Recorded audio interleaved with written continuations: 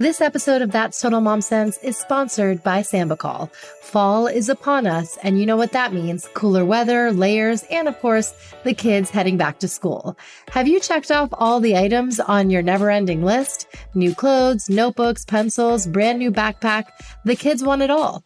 But have you thought about how to keep them healthy when they're heading back to school? That's where Sambucol comes in. My kids and I recently started taking Sambucol every day to help support our immune systems so we can keep doing what we need to do.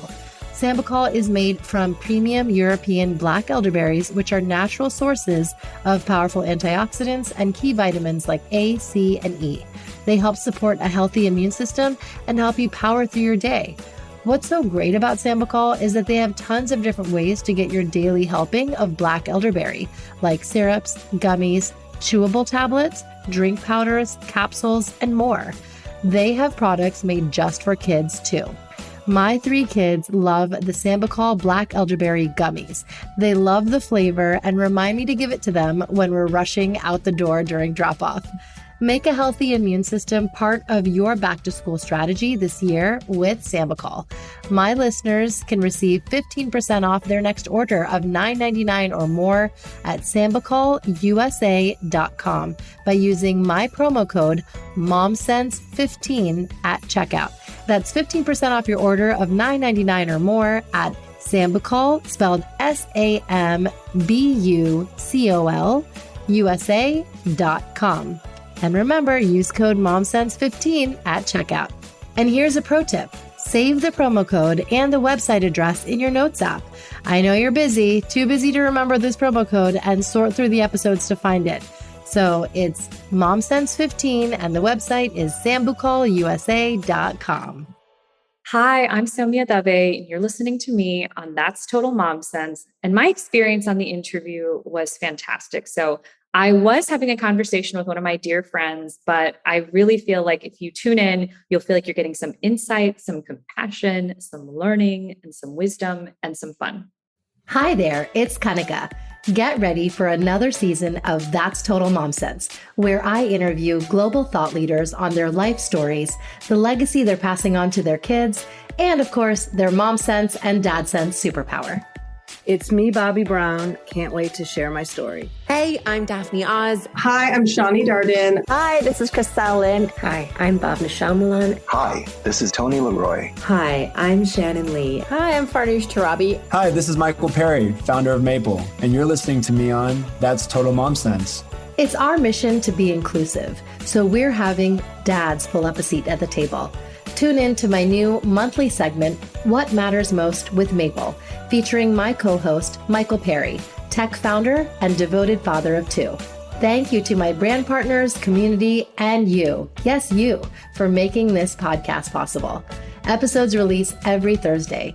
Join my tribe by logging on to thatstotalmomsense.com and subscribe wherever you listen so you never miss an episode. As parents, we all know that the burnout is real. And I feel that those coming from immigrant families and, in my experience, South Asian backgrounds have a more nuanced view on all the things that it takes to keep a family together. And so I am humbled to have my friend, Saumya Dave, join me on That's Total Mom Sense today. Saumya Dave is a writer, psychiatrist, and mental health advocate. She's the author of 2 novels, Well-Behaved Indian Women and What a Happy Family. Well-Behaved Indian Women was selected as the summer's fix by the New York Times Book Review and optioned for a television series by CBS Studios. What a Happy Family was the July Good Housekeeping Magazine book club pick. Saumya is also a frequent contributor to NBC News, where she discusses a variety of mental health topics. She is a practicing psychiatrist and professor of narrative medicine at Mount Sinai. She lives in Brooklyn with her husband Samir and their son Sahil, and she is currently working on her 3rd novel about motherhood and ambition. Saumya, welcome to the show. Thank you so much for having me. I'm so excited to be here. I love your podcast, so I'm excited to chat. Yes, thank you. And I wanted to share a little backstory about how we met. We were connected because we're part of the same, South Asian online community. I feel like we have all these virtual friends we made back in 2020. I just want to tell you how meaningful your friendship is to me. I'm so glad that I have you in my corner, and the fact that we hit it off. We met at one of Zibby Owen's salons at our home and continue to check in with each other via text or email. It's so wonderful how in our adult life, we can find someone to connect with on such a deep level. And it's this fast friendship that you feel like you've known this person your whole life. So I'm so thankful to you. Oh, I feel the same way. And I especially feel like as moms, as parents, that is so important to have that. And so it just feels so meaningful. And I'm really grateful for you. Well, let's start with your childhood, because I think that's obviously the best place to get a lay of the land and really understand your perspective. What was it like growing up? The fact that you actually went back to your childhood home in Atlanta during the pandemic with your husband and son and, stayed in your childhood bedroom must have been surreal at best. So what was it like for a young Saumya? It was quite surreal. That's exactly right. And growing up, it was so funny. I think I had a very clear sense of who I was and what I enjoyed doing, and also what I didn't enjoy doing. So I was a girl who always was lost in a book. I could be found in a corner reading at any given time, including at parties.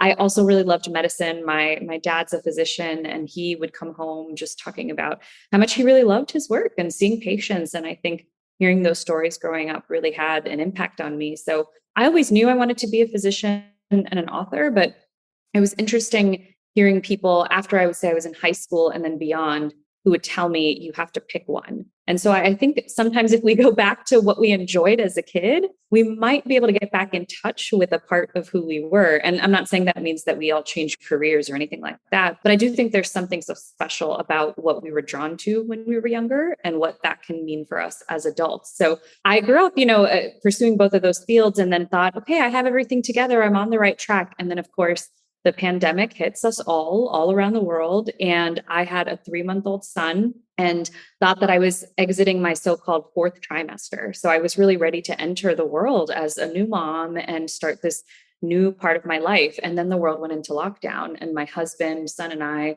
went to Atlanta. We were in the same house as my siblings, parents, and grandparents for a year and a half. It was supposed to be 1 to 2 months because I'm sure everyone listening remembers we didn't know how long things would be. It was. And I feel like all of us were just living in this uncertainty that was so prolonged. And so to do that as a new mom, which I think is the time of the greatest transformation emotionally, physically, mentally, and then to be in my parents' house really was surreal. I remember there was this one moment when I was cradling my son. We had that snoo bassinet, that it's for anyone listening, it's the one where, you can press a button and it kind of sways the baby back and forth. And so I was putting him in his little smart bassinet, and then the white noise machine was on. And then right next to the white noise machine, there were these journals from when I was in middle school and high school. And I just had all my angst poured out in these journals right next to my baby. And then my mom was calling me from downstairs, telling me what to eat. And so I remember thinking, I don't know how old I am right now. Am I in my 30s? Am I in high school? What is going on? So talk about a time of just facing all of your identities. It really was then. And then when was, I guess, the point for you that you felt like you embraced our culture, being Indian, that it was like, no, I am this, and I'm going to own this identity of mine?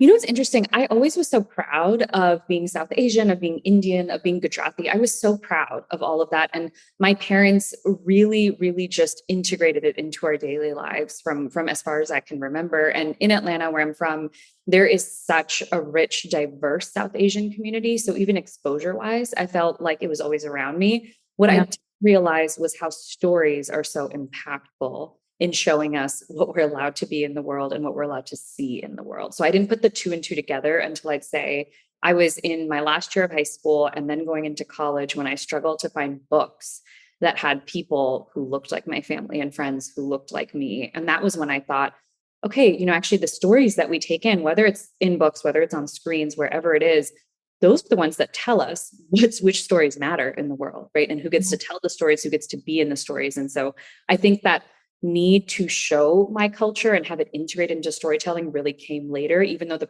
pride was always there.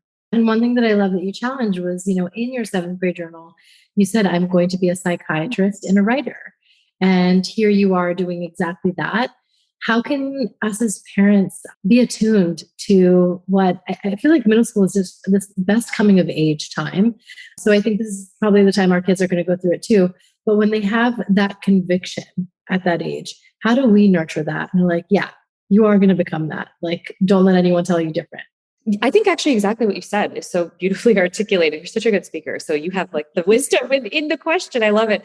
And I do think there's something to when we're younger, if there's something that we're really interested in, if we're really gravitating towards it, and there's this natural curiosity, I think to have that curiosity supported and to have it seen with compassion by a parent, by a caregiver, by a teacher, I think that is so, so powerful. So I remember it was in my English classes, actually, that my teachers told me, keep reading, keep writing. This is worthwhile for you. And they were the ones who really taught me, this is not a frivolous use of time at all. This is really meaningful. And my mom is also a big reader.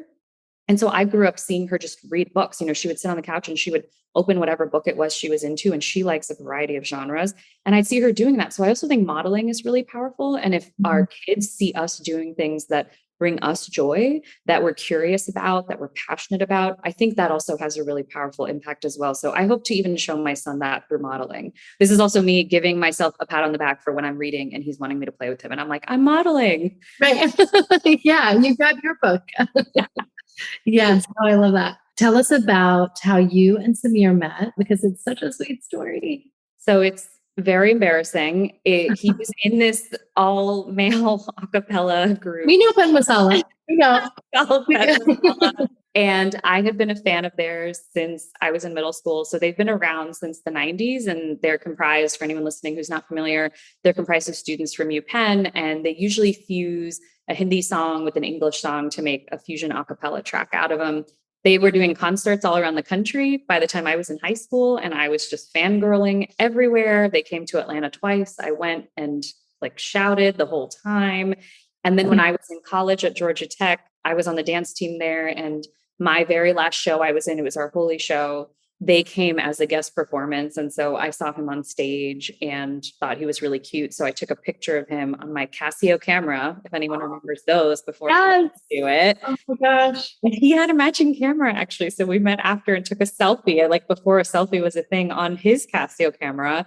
But I went and introduced myself backstage, and then we really just hit it off immediately. And it's been actually that way since. So it was one of those things where when I would hear about people meeting that way and staying together, I never believed it. And then when I was inside of it, I thought, okay, wow, it does sometimes happen this instant.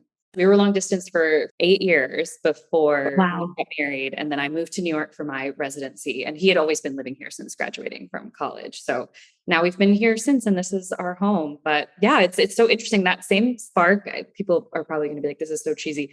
But that same spark and wonder I felt towards him the moment we met, I still feel that way. And I didn't think that was possible. Skipping ahead to when you were writing Well-Behaved Indian Women, it was a 10-year-long process for you, which just to fathom that, I mean, wow. You know, here you are living out your career as a psychiatrist, and, you know, there's residency, there's so much going on. And then, you know, you had Sahil at the book's release. So tell us about that journey of writing and seeing it through fruition. I was very presumptuous when I had the thought of writing a book, you know, and again, going back to what we were saying before, I really wanted to write it because I struggled so hard to find books with South Asian women going through their daily issues with their families, with their careers, those types of things. And I thought, oh, since I'm such an avid reader, once I have an idea for a book, it'll be on the shelves in a year. And it was such an important learning lesson for me that that's really not the way it works at all. And I had to learn how to actually craft a book. I had to learn how to get an agent. I had to learn how to have a publisher behind me. And that process for me involved 200 rejections. And over those 10 years, because I was truly learning how to write through this book and the initial drafts of this book. And what I realized along the way was that up until that point, up until I really took my writing seriously, I was so used to doing things that gained other people's approval, whether that was getting good grades or going on the path that was expected of me, that this was the first time I was really defying those expectations, and I was failing. And I was seeking out failure because I was getting rejected and then going back at it again. And what was really important for me, I think personally, was seeing failure as an opportunity instead of something that should bring shame. because I used to associate it with such a shameful part of being and something that we should avoid as much as possible if we can, and something that says something bad about us. But I see it now as something that's such a gift and that can teach us so much. And it's an essential step in actually getting to many of the places that I hope to go. Yeah. Well, tell us the synopsis of the book for those who haven't read it. Oh, sure. So Well-Behaved Indian Women is about 3 generations of women. So Nani, the grandmother, Nandini, the mom, and then Simran, the daughter, and how they navigate struggles in their marriages and their careers. The book initially started off about Simran, she's the daughter in the story, and her engagement to her high school and college boyfriend, Kunal, and what happens when she meets this writer she's a big fan of, and how he kind of throws a wrench into her personal and professional plans.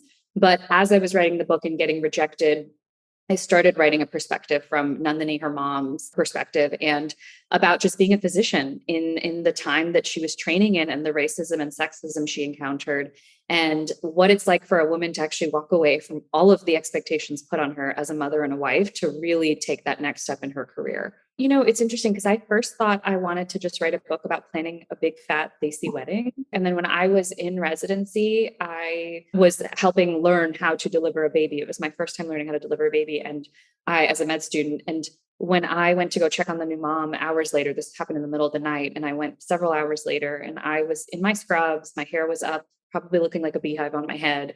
And I went in to check on the mom, and she had family members over already there to meet the baby. And one of the family members stood up and they said, "Oh, the lady who takes out the trash already came, you can leave." And so shocked and taken aback. And I wish I could say truthfully that, oh, I spoke up and I said, "You can't talk to me that way," and all this stuff. I didn't. I ran out of there and I went back into the med student room they had. And I just started writing from the perspective of a woman who dealt with this all the time in medicine. And that's how Nandini came to life, actually. So at that point, I wrote 2 Nandini chapters, and I submitted the book the week before I got married to try to find an agent again.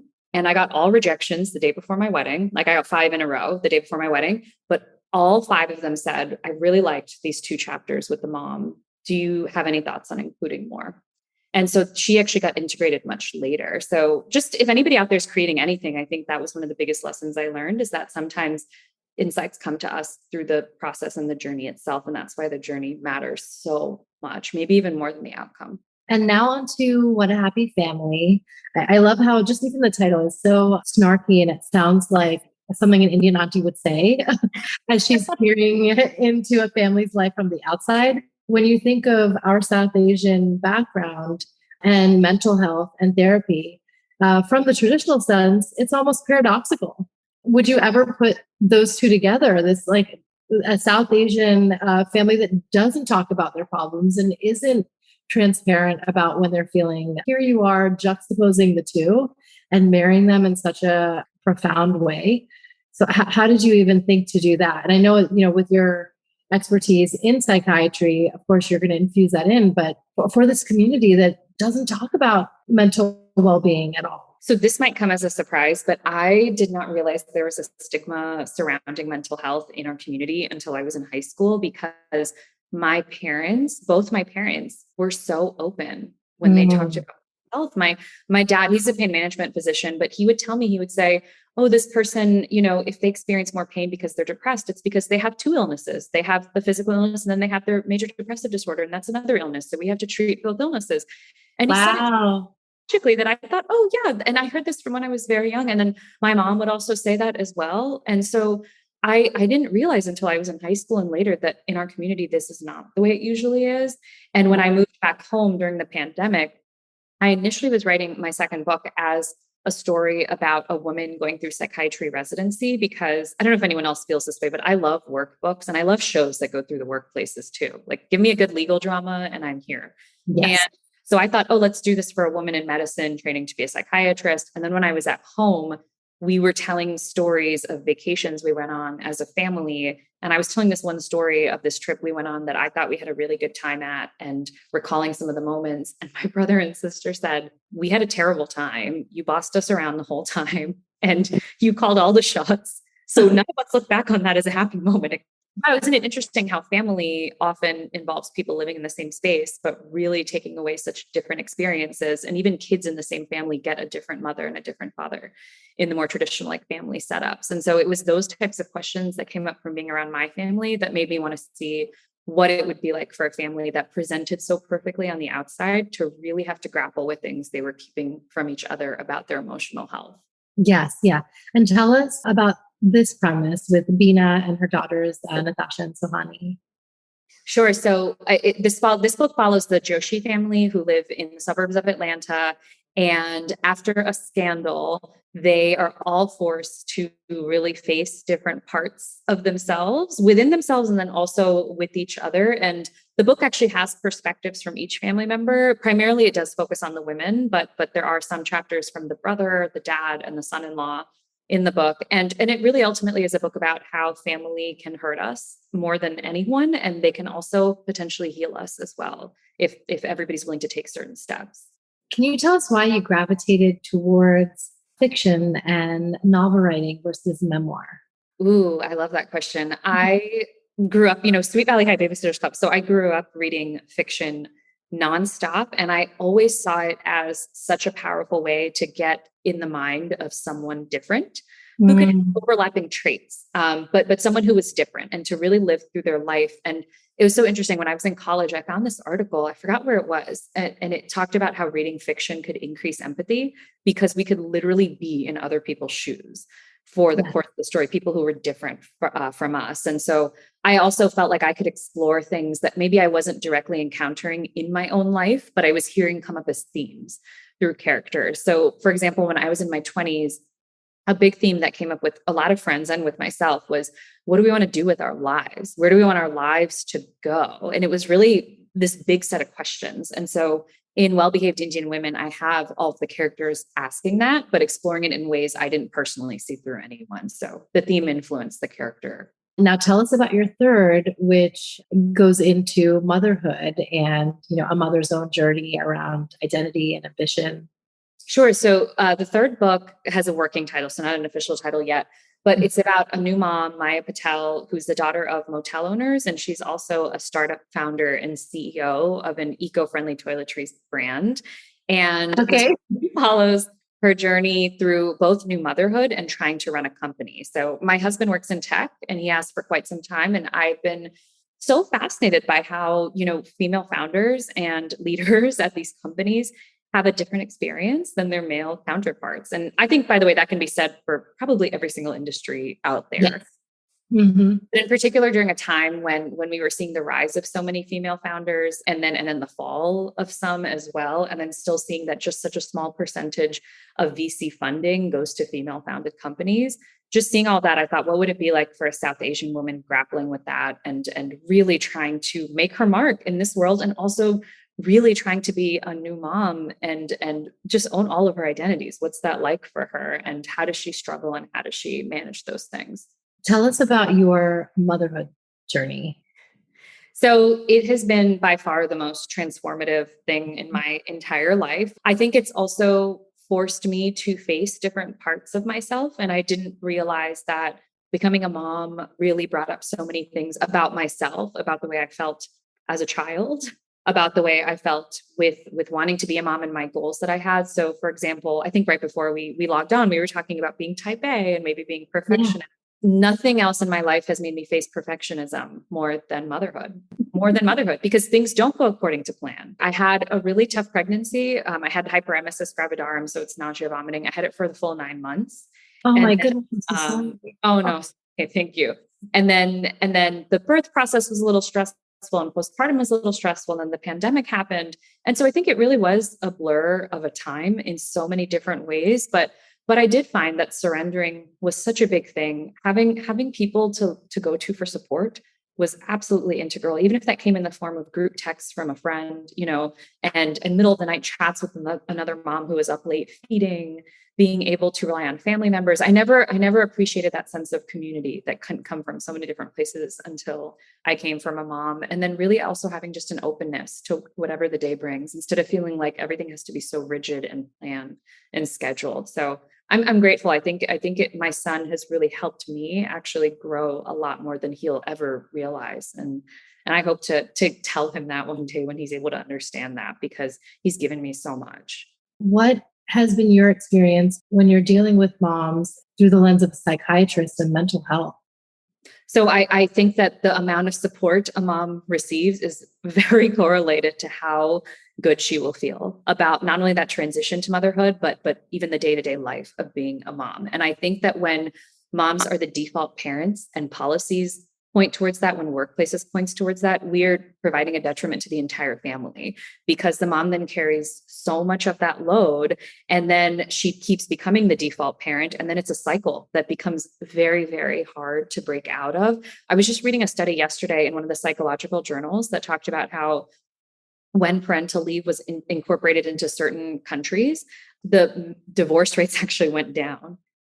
And that's so interesting because, and it makes total sense, right? When a person is holding that much stress, it will trickle over into everyone else. Of course, it will affect the partnership and the family system and everything. And so I just keep seeing everywhere, especially with women I speak to in the United States, that they deserve more support and they need more support. So I just hope that that's something we see in our time, because I think every mom I know is just handling so much. She's wearing a million hats, and that can only go on for so long. And of course, it's going to have an impact on emotional well-being. Of course it is. I wanted you to share about your organization, This Is For Her, that you and Samir started. Sure. So This Is For Her is a women's mental health nonprofit that my husband Samir and I started. And what we do is we partner with existing organizations that are already working with women and girls on the ground.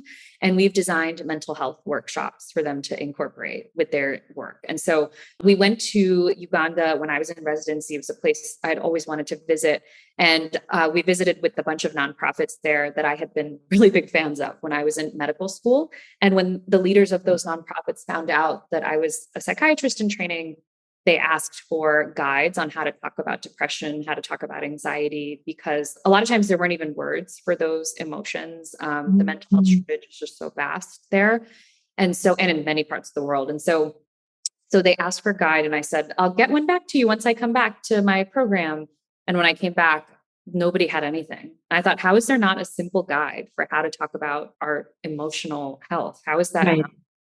So I wrote it myself, and then we went back the year after and did workshops with all these organizations. And then they do that as an ongoing process. And then we hope to just keep partnering with more and more workshops, or more and more organizations that are looking for that emotional education to be incorporated. Now I wanted to go into a segment called Auntie Said What? So the first thing is, what was one piece of advice that an auntie has given you that changed your life for the better? So an auntie told me when I started dating my husband, I would say, oh my gosh, he's so great. He's so great. I'm not good enough for him. He's so great. And she pulled me aside and she said, I really like that you like him so much, but you need to not say anything that's putting yourself down, because if you say it to yourself enough, you're going to start believing it. And I don't ever want you to tell yourself things that you're going to start believing. And I appreciated that so much, because I think a lot of times we're told to be so humble and, not really owning our power. And she told me, self-deprecating. Yes, absolutely. And so I still hold that in my heart. And what was something that an auntie told you that left you crushed, but you got over it anyway? So I think things relating to body image and weight have always been sensitive to me, because I've grown up just seeing so much commentary on girls and women's bodies. And so when I was very early in my pregnancy, but no one knew I was pregnant, we went to a family friend's wedding, and 2 different aunties came up to me and they said, you've lost so much weight, you won't be able to carry a baby. And they didn't know I was pregnant. I think I was 6 weeks pregnant or something. Oh my God. I didn't know, but to not only say it and then tie it to that when it was just. Holy crap. Yeah. Yeah. So I still have a 2.5-year-old son, and I'm telling you this right now. So look at how I need to get over that, but still. Yeah. But it still stings when you hear things like that. When we have those encounters, what would your advice be? Like, if you were to go back and change the scenario for yourself, what would you say? So I think, and this is something that comes up in my practice a lot, I think having actually a ready to go line for when you feel like your boundary is crossed can be super helpful. So one of my to-go-to lines actually is, I don't want to talk about my weight right now. I just don't want to talk about it. And then I pivot the conversation to something else. And it was very scary to start saying that at first, but I think there is something to having lines ready if we weren't used to setting those boundaries before. So you can just kind of go into your well and pull it out at the moment if it's needed. Yes. Yes. I love that. We were just skip ahead 10, 15 years. What kind of auntie do you envision yourself when Sahil has friends or when bringing home a partner or getting married? So I think I'll be really cool and accepting and fun. My husband thinks that is not going to be true. He thinks I'm just such a doting mom that I'm just not going to let go. And so it's very possible everything I'm about to say, I'm going to be a huge hypocrite when we actually do get there. But I hope I'm the kind where he feels like he can talk to me about what's going on, whether it's good, bad, embarrassing. And I hope that his friends feel like I can be someone they can turn to as well. That openness is really important for me, that he feels like he can be him in all of his sides and bring that. What is a mom sense moment that you remember? And, by that you've heard the podcast. It's a moment that you trusted your intuition. So last summer, almost exactly a year ago, we were walking in Dumbo by the bridge, and Sahil was just a little lower energy than usual. And I told Samir, I said, we have to go home. And he said, why? And I said, we just have to get home. We got to go. And we had walked 30 minutes from our apartment to get there. And then suddenly to cut it off and for me to just say it for no reason. And I said, I just have a sense about him. We just have to go. And then when we got home, we took his temperature. It was through the roof. Oh no. And he, an hour later, just fell asleep for the rest of the night. And Samir asked me later, how did you know? And I said, I actually don't know. There was just other sense in me that just, I took one look at his facial expression and his energy level felt like it was going down a little bit. And I just knew we had to get out. Let's not forget our quote of the day. Is there a quote that you live by? I'm a quote fanatic, so I love quotes, but one of my favorites is by Toni Morrison. And it's, if there's a book that you want to read, but it hasn't been written yet, then you must be the one to write it. Oh, and you've done exactly that. Thank you. That really guided me. Time and time again. Oh, thank you. It's now time for Mom Haul, when we share products we love. Mom Haul, it's just, a fun segment on if there's any product that you've come across. It could be an app, it could be, in parenting space, mom space, whatever, that it has been a game changer for you. So there's yours, this podcast. Yeah. There's Ajal V. Patel and her resources and her insights, her podcast, her book. I just love all of the material she creates. It's so educational and so wonderful. And then I just got this book because it just came out recently, but Dr. Becky's book, Good Inside, and about how it focuses on taking care of yourself as a parent in order to be a better caregiver. I just love that reframe. And so I love books, obviously, but a lot of the parenting books and the books towards kids. So Tejal's book and then Becky's books, I would say I love.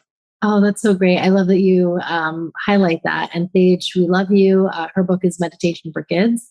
And it's going to be the first of many, but very practical exercises for kids as young as 2 to do, to focus on their breath and being in the present moment.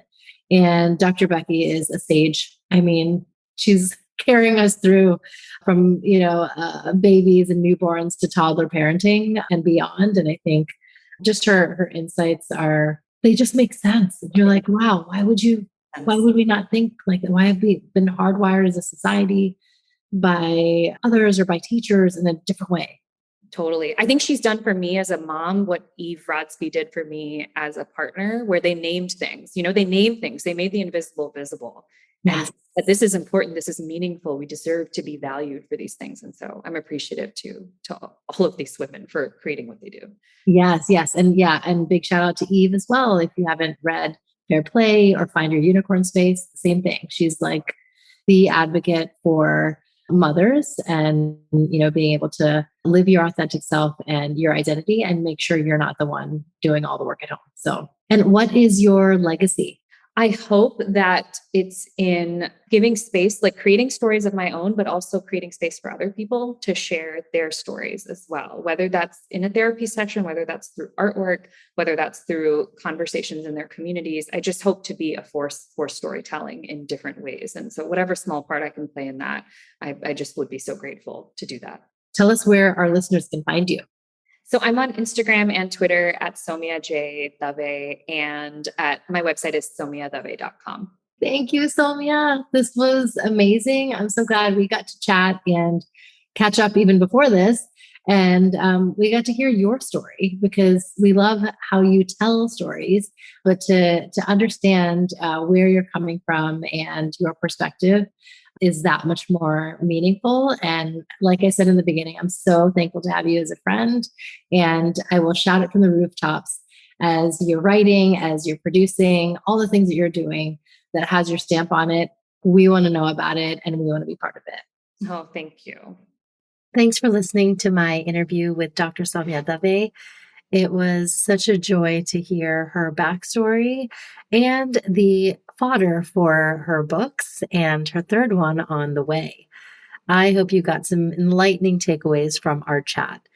Tune into other episodes of That's Total Mom Sense wherever you get your podcasts. And now I'm actually posting episode highlights on YouTube, so check those out as well. If you haven't already, please subscribe, rate, and review the show. It helps a ton with the ever-changing algorithms. I created a guide to help you do this. You can just visit thatstotalmomsense.com/iTunes, and all the guidelines are there on how to leave a review and subscribe on Apple Podcasts. If you have guests you think should be on the show, your favorite celebrity, whatever that wish list looks like, I want to know because I want to make sure I'm bringing on those you are excited to hear from. So write to me at thatstotalmomsense@gmail.com. Remember, always trust your mom sense and dad sense. Stay strong, super parents. I'll see you next time. That's Total Mom Sense.